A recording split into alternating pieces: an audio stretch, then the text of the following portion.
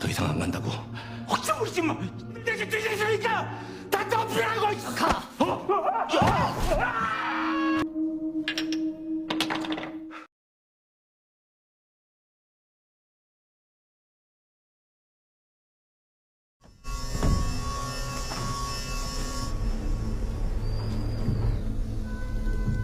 Mayat para peserta di game keempat dibersihkan.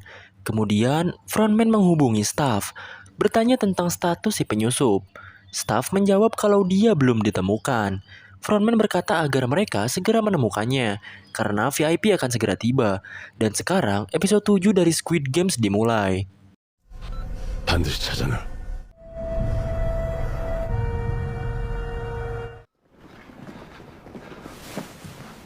Peserta yang selamat memasuki asrama saat masuk.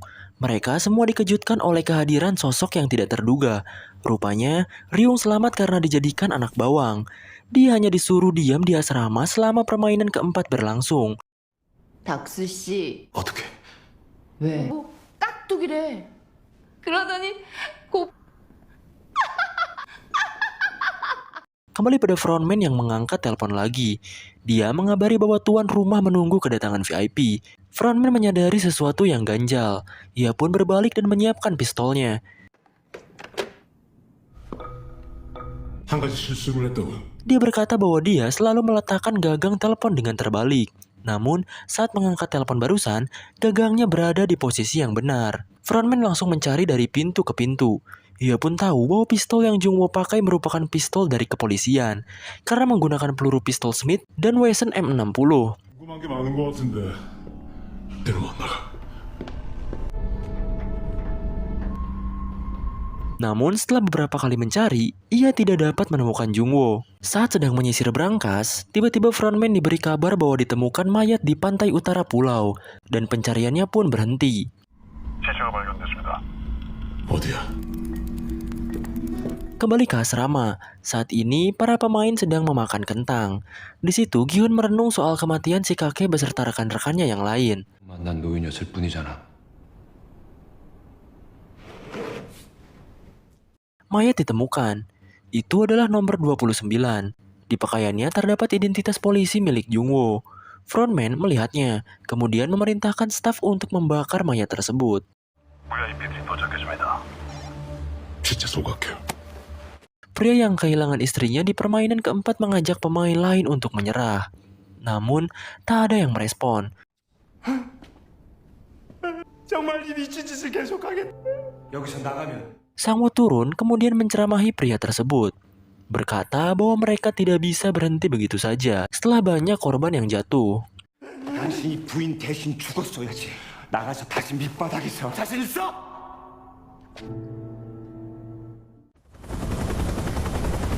Para VIP tiba menggunakan helikopter. Frontman menemukan tuan rumah yang menggunakan topeng burung hantu dan mengabarinya terkait kedatangan mereka. VIP들께서 도착했습니다. Para VIP yang menggunakan topeng hewan keluar dari lift. Frontman menyambut mereka menggunakan bahasa Inggris. Rupanya, Greetings. And oversees all matters here. I find it hard to believe the host would miss an I'm happy here. Not at all. semua VIP tersebut merupakan orang asing. Para VIP bertanya kenapa bukan tuan rumah yang menyambut mereka. Frontman bilang bahwa tuan rumah sedang ada urusan pribadi. Game akan dimulai sesuai jadwal dan dia meyakinkan bahwa para VIP tak akan kecewa. Salah satu VIP bilang kalau dia tak masalah, namun dia mengaku sebagai orang yang sulit terhibur. Mereka pun masuk ke dalam ruangan. Sementara di dalam kotak terlihat Jungwoo yang baru saja mengintip.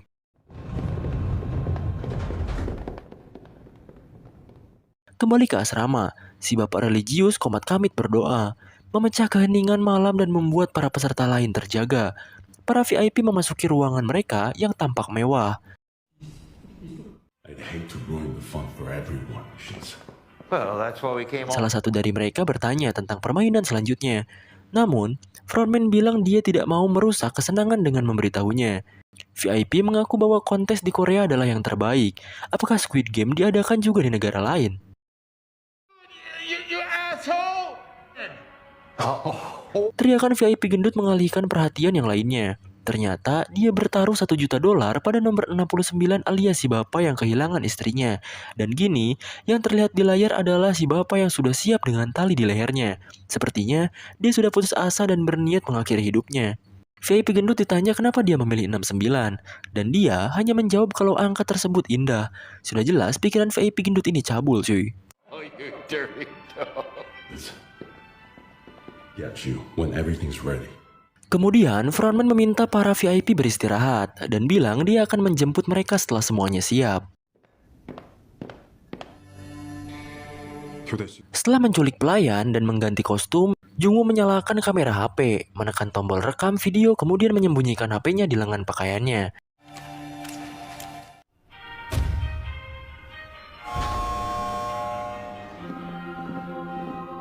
Para pemain bangun, dikejutkan dengan kedatangan para staf yang membawa peti. Dan ternyata saat Gi-hun menoleh,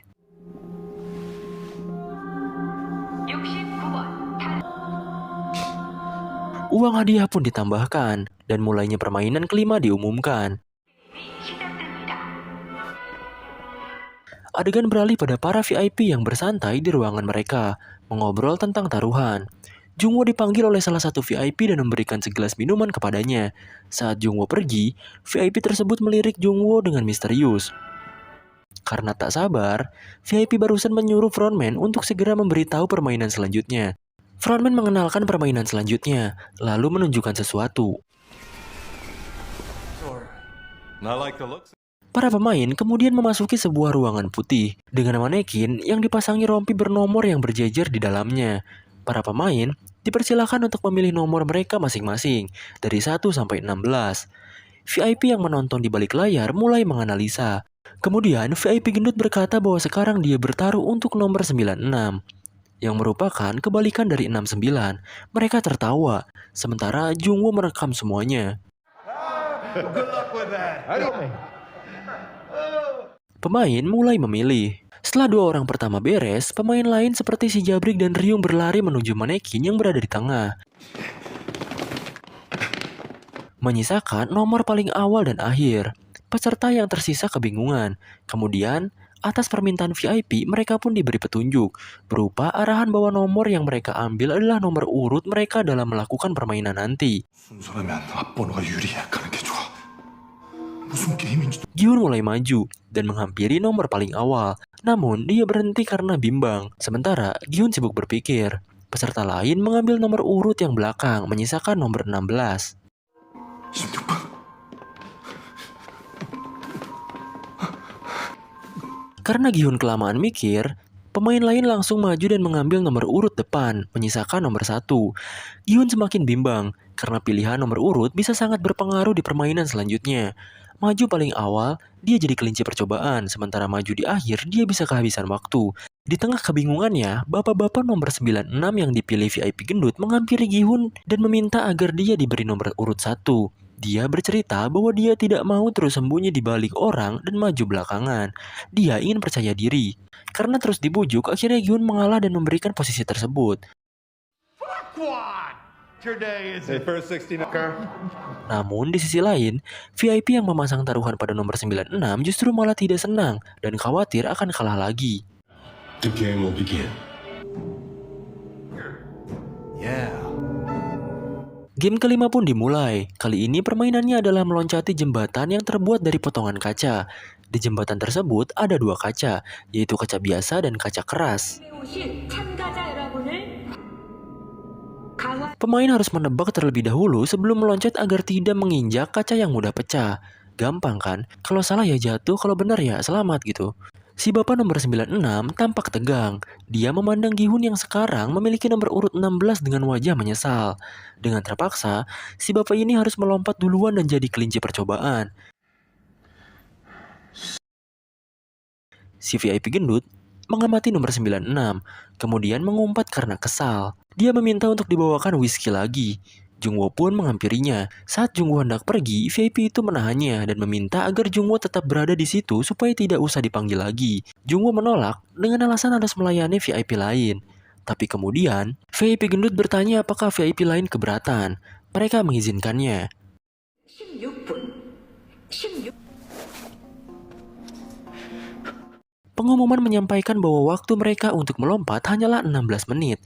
Permainan pun dimulai. Bapak 96 melepas sepatunya lalu bersiap untuk melompat. Namun selama lebih dari 1 menit, dia hanya diam dan menebak-nebak kaca mana yang harus dia pijak. Pemain di belakang kesal dan menyuruhnya cepat-cepat. Bahkan si Jabrik mengancam akan mendorongnya kalau dia tidak melompat. Setelah dipaksa, akhirnya Bapak 96 melompat ke kiri.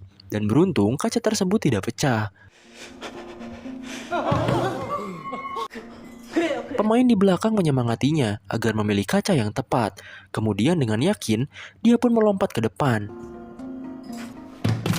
Dan akhirnya, si bapak pun mati. Sayang sekali. Adegan beralih kepada para VIP, menyayangkan kematian 96. Namun saat salah satu VIP menoleh ke VIP gendut, dia malah sedang asyik membelai Jungwoo, seperti ragil kepada suaminya. What pretty. Lanjut ke permainan, sekarang giliran ibu-ibu nomor urut 2. Dia terlihat ragu, namun setelah menebak-nebak, dia pun melompat ke kiri. Mari kita lihat, apakah si ibu akan selamat?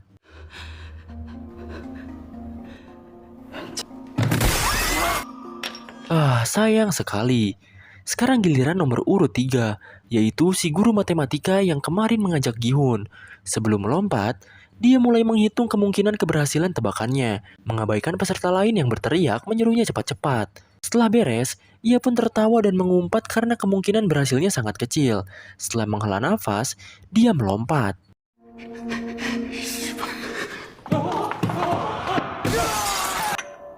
Sekali lagi patut disayangkan, setelah dihitung pun keberuntungan tidak memihak dirinya. Permainan dilanjutkan. Kali ini, peserta di belakang mulai melompat ke depan.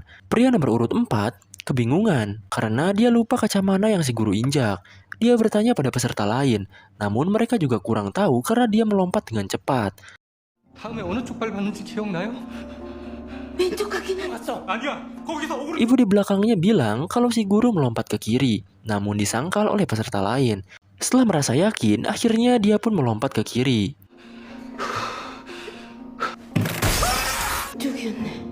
Kembali ke Jungwoo dan VIP gendut yang sedang bermesraan. Kali ini Jungwoo diminta untuk membuka topengnya. Alah sia boy. Peserta lain lanjut melompat. Sekarang yang tersisa adalah 10 pijakan dan 11 orang peserta. Gi-hun berkata kalau 10 orang di depan memilih dengan tepat, maka mereka bisa selamat. Namun Jungwoo menyangkal, berkata kalau mereka yang di belakang bisa terancam kalau yang di depan takut dan mengulur waktu. Dan kini, waktu yang tersisa hanyalah 10 menit. Kini giliran si bapak religius yang di depan. Namun bukannya melompat, dia malah berlutut dan berdoa. 하늘에 계신 우리 아버지. 하늘에서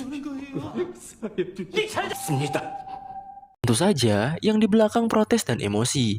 Tapi si bapak malah terus berdoa dan bilang bahwa mereka semua akan berakhir di neraka. Si nomor 8 khawatir dan meminta nomor 7 untuk segera membuat si bapak maju. Kalau tidak, dia akan mendorongnya. Bang Jabrik pun ikut mengancamnya. Dengan terpaksa, dia pun melompat ke arah si bapak, lalu memaksanya untuk segera melompat. Namun, justru ini yang terjadi. Si bapak nyengir dan memanfaatkan kesempatan yang terbuka di depannya.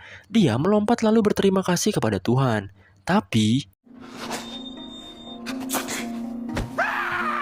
ya, ngeselin sih emang. Si Jabrik ikut maju. Pria di depannya ketakutan dan meminta Jabrik agar tidak mendorongnya. Jabrik pun berkata bahwa dia tak akan melakukannya karena ingin si pria selamat agar dia juga bisa hidup. Pria tadi maju dengan selamat, dan kini peserta yang di belakang mulai melompat ke jembatan kaca.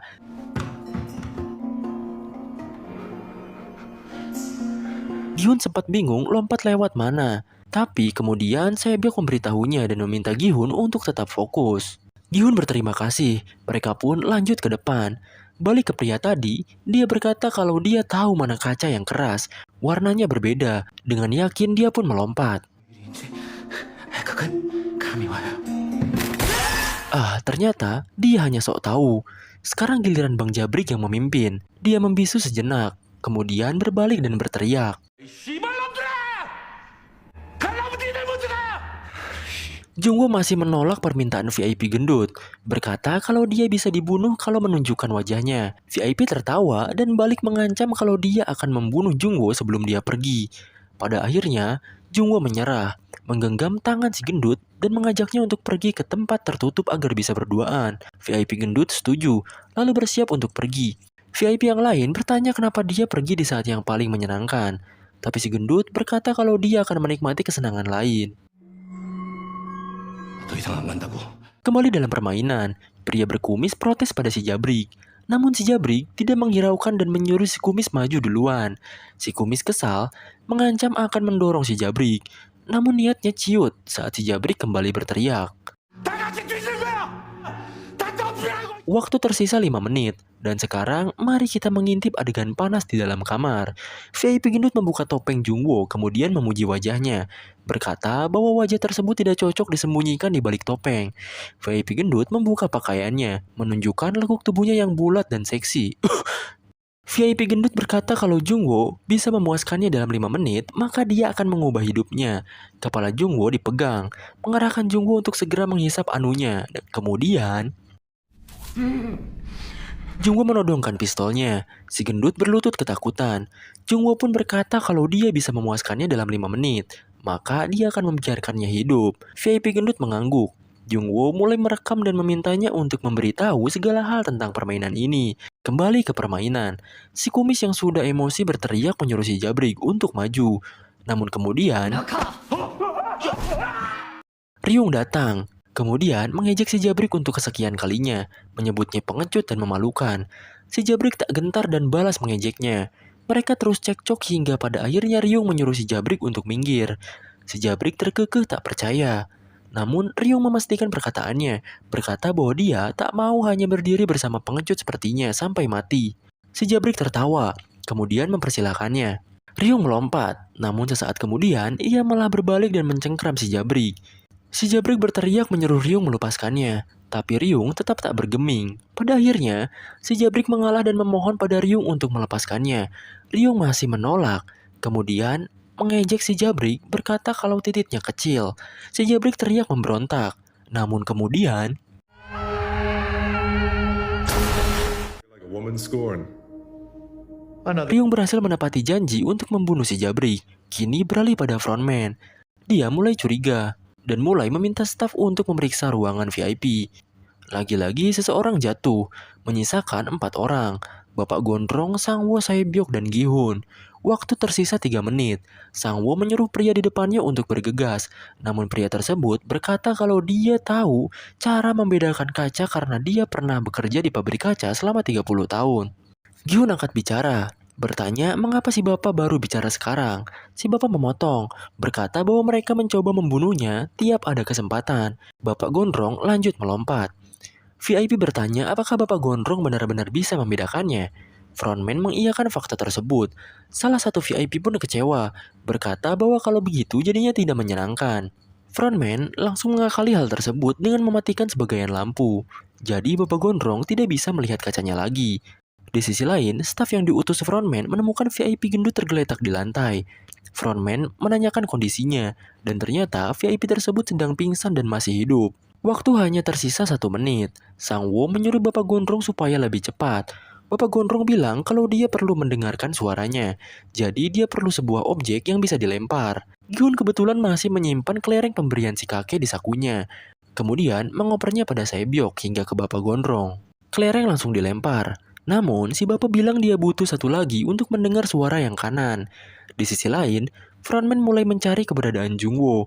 Dia pun mengecek kotak yang digunakan Jungwoo untuk bersembunyi di awal. Rupanya di dalamnya terdapat tangga tersembunyi. Saat itu juga, frontman dan Jungwoo saling bertatapan.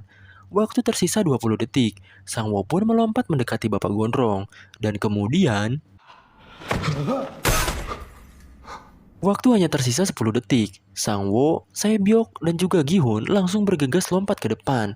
Dan tepat sebelum waktu habis, Gi-hun berhasil mencapai garis finish. Serpihan kaca yang berterbangan menggores kulit mereka. Bahkan Gi-hun tampak mendapat goresan yang cukup serius di tangannya. Adegan beralih pada para staf yang sampai ke tempat pelarian Jungwoo. Mereka melapor bahwa Jungwoo sudah pergi menyelam melalui gua bawah laut. Frontman segera memberi perintah untuk melacak dan menyiapkan perahu.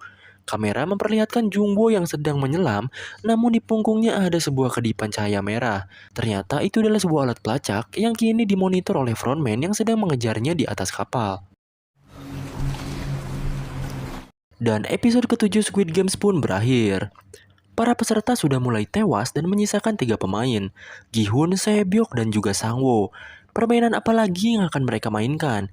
Dan siapa yang akan tewas di antara ketiga pemain yang tersisa?